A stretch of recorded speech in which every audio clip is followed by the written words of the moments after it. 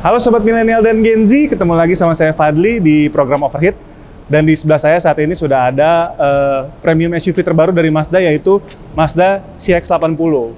Nah, menariknya, mobil ini merupakan mobil elektrifikasi kedua dari Mazda setelah MX-30 ya. Tapi dia bukan mobil listrik murni nih, dia teknologinya tuh PHEV alias plug-in hybrid. Nah, sekarang kita akan bahas apa saja kelebihan dari Mazda CX-80.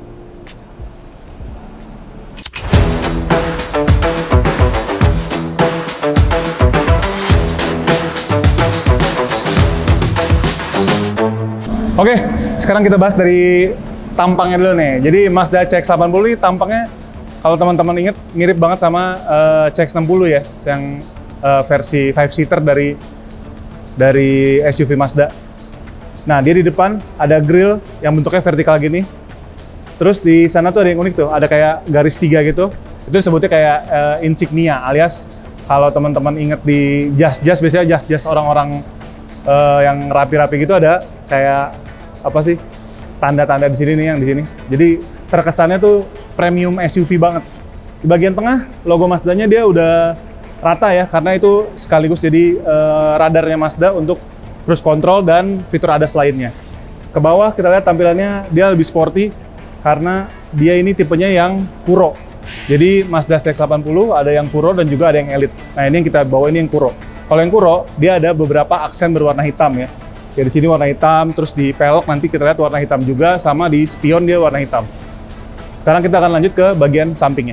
Bagian samping kelihatan peleknya berwarna hitam seperti yang saya sebutkan tadi karena ini varian Kuro. Kalau varian yang Elite tuh dia warnanya lebih mewah lah ibaratnya. Kalau ini lebih ke arah ke sporty gitu ya. Nah, peleknya ini pakai ring 20 dan dibalut dengan ban berukuran 235/50 ring 20. Jadi gede banget, gagah banget ini mobil. Terus di sini ada over fenders warna body ya, yang menguatkan kesan premium di Mazda CX-80. Terus ke bagian samping sini juga ada nih, kalau di CX-60 nih mungkin teman-teman ingat, dia tulisannya inline 6 ya, karena mesinnya inline 6, tapi kalau di sini tulisannya PHEV karena ini merupakan plug-in hybrid electric vehicle. Nah, karena ini mobil hybrid, jadi di sebelah kanan ada colokan untuk pengisian listrik baterainya. Dia pakainya Type 2 ya, model colokannya Type 2 dan bukan CCS2. Walaupun di sini ada adaptornya nih, kayak buat CCS2 tapi dia masih Type 2. Jadi belum bisa fast charging. Cuman bentar kok ngecas ini. Tuh, kita tutup lagi. Terus pilar ini juga kelihatan nih, mewah banget ya. Lekukan di sini tuh. Jadi sudut belakang sini tuh kelihatan mewah, tapi begitu lihat peleknya ada aksen-aksen sporty-nya. Lanjut ke bagian buritan. Nah, ini bagian buritannya Mazda CX-80. Teman-teman bisa lihat lampunya masih khas gaya Mazda banget ya. Dia udah full LED pastinya. Mulai dari lampu sen, lampu mundur, sampai lampu remnya. Di sini juga tulisan e-Sky Active PHEV untuk menandakan mobil ini berteknologi PHEV. Kalau di sebelah situ ada CX-80 dan AWD alias all wheel drive. Jadi ini mobil berpenggerak semua roda. Sekarang kita lihat bagasinya. Bagasi juga udah otomatis deh. Oh. Nah, karena ini merupakan mobil 6-seater ya, jadi dia dua. Jadi di tengah tuh kayak captain seat gitu. Untuk teman-teman yang butuh ruang bagasi lebih luas, tinggal dilipat aja gini. Nah, dia otomatis kelipat nih ininya, headrestnya. Jadi tinggal didorong aja. Oh, maka dia akan rata lantai. Jadi ruang bagasi lebih luas kalau teman-teman nggak membutuhkan baris ketiga. Sekarang sebelum masuk ke dalam kita intip dulu nih ruang mesinnya gimana sih kalau untuk mobil hybrid ini. Oke. Nah, jadi teman-teman bisa lihat di sini ya. Kebanyakan sih udah ditutupin cover biar kelihatan rapi, dan di sini juga suara mesinnya masih terdengar halus banget ya. Motor listriknya juga kalau nyala tuh dia sunyi banget, jadi karena mesinnya kan mesin bensinnya nggak menyala ya. Jadi teman-teman bisa, kalau butuh untuk perawatan tinggal dibuka aja. Oh, mesinnya sih emang kelihatan kecil di sini ya, karena ini biasanya untuk CX-60 yang dia kapasitas mesinnya lebih gede ya, inline 6 ya. Sementara ini cuma 2500 cc 4 silinder. Nah, sekarang kita bahas interiornya yuk.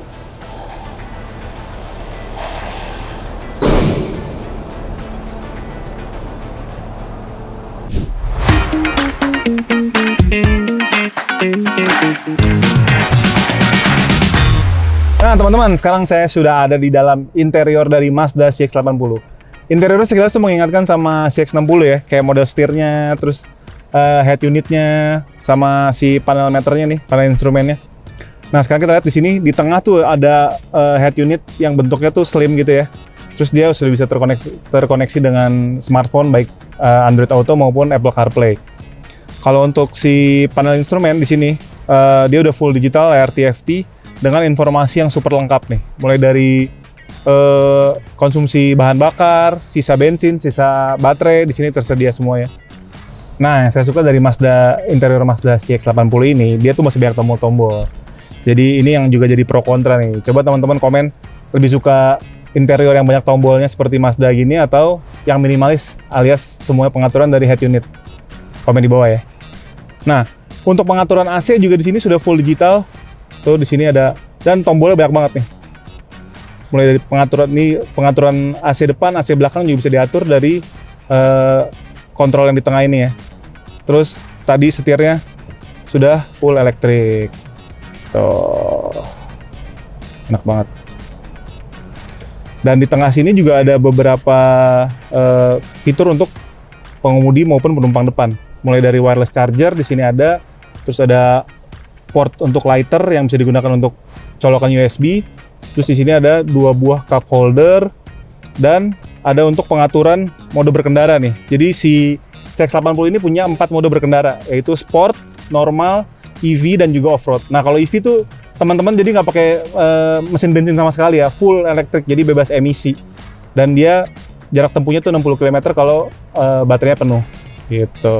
Di sini tombol tuas transmisi juga masih mirip dengan si CX-60.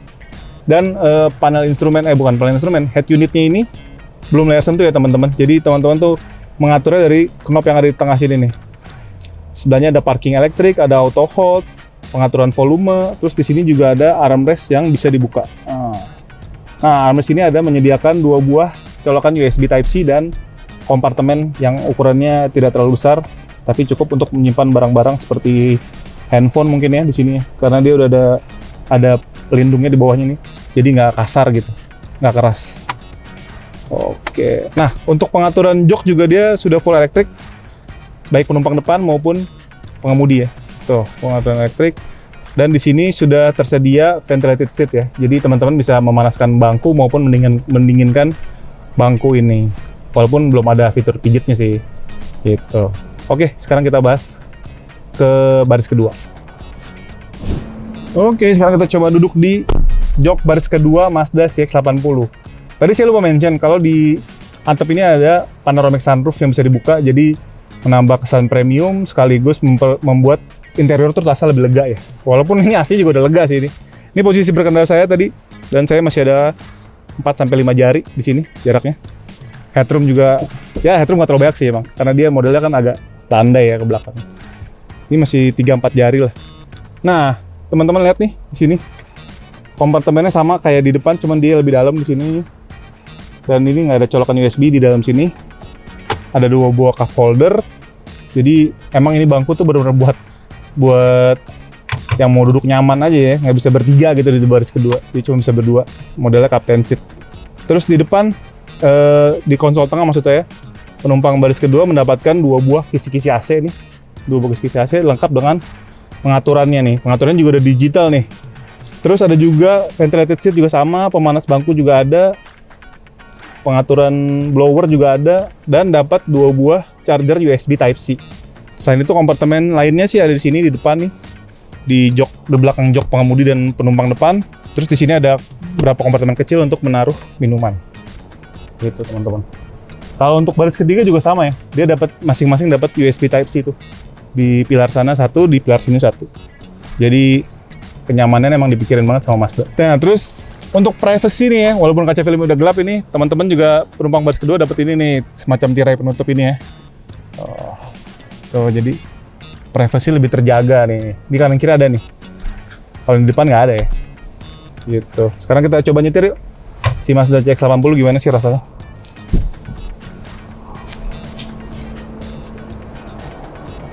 Oke teman-teman, jadi sekarang kita lagi mencoba menyetir mobil PHEV dari Mazda. Ini mobil PHEV pertama Mazda ya.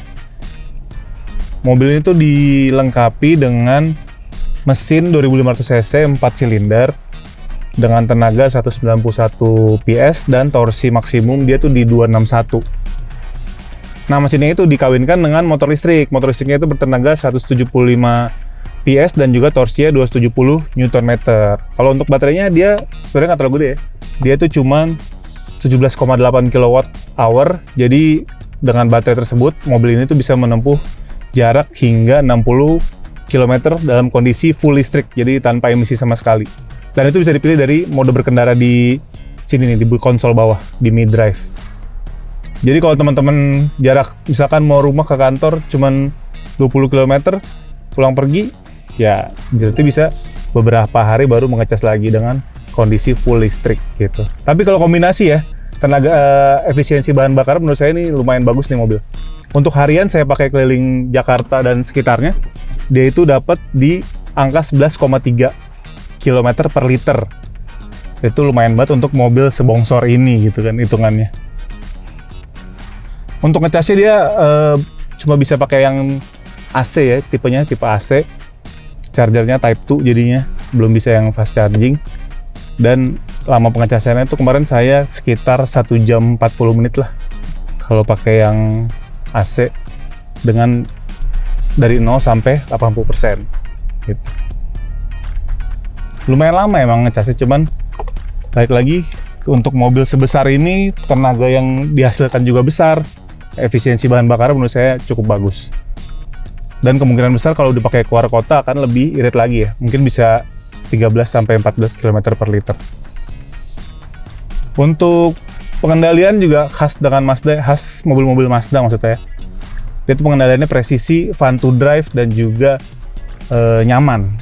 Jadi penumpang belakang tuh kemarin saya sempat bawa keluarga ya. Jadi kita tuh rame-rame kemarin. Semuanya tuh merasa di bantingan suspensi belakang tuh nyaman, termasuk di baris ketiga.